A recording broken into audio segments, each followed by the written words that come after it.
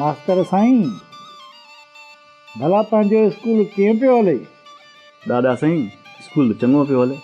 अबा का तकलीफ़ वग़ैरह त कान्हे न? तकलीफ़ ॿी त कान्हे का, पर ॿार वधी विया आहिनि, उन जे लाइ कुझु बेंचूं खपनि थियूं। बेंचूं? अबा भला घणियूं बेंचूं खपंदियूं ॿारनि लाइ? बसि दादा 4-5 त खपनि। अबा सरकार सां का लिखा पढ़ाई कई अथई या न? दादा आऊं त लिखी लिखी थकिजी पियो आहियां। हा अबा सरकार जी देगा सत पंजी देर सां।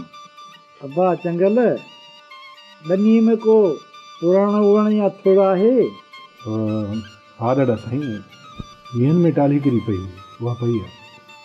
हा त पोइ उन मां ई बेंचूं ठाराए वठो न, पर पहिरियों उते को वण ज़रूरु लॻाइजो।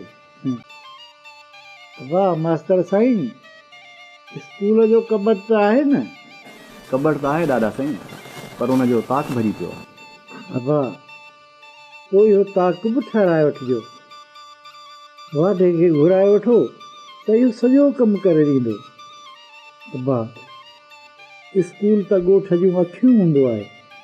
असांजो दोस्त अली मोहम्मद चवंदो हो त जंहिं ॻोठ में स्कूल आहे न उते शैतान न ईंदो। पर असां वटि त नाले चङो वेठो आहे।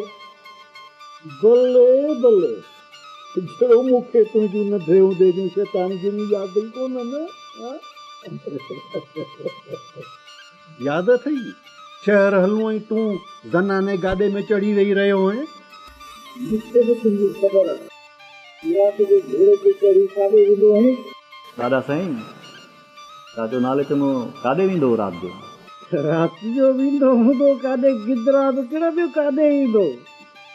बाक़ी कांदो की रातियुनि में घर वेठो हूंदो। ए हाणे माथ कर, न चओ त आऊं हलियो वञा। वसन वेड़ी चा मुझे मारने जा।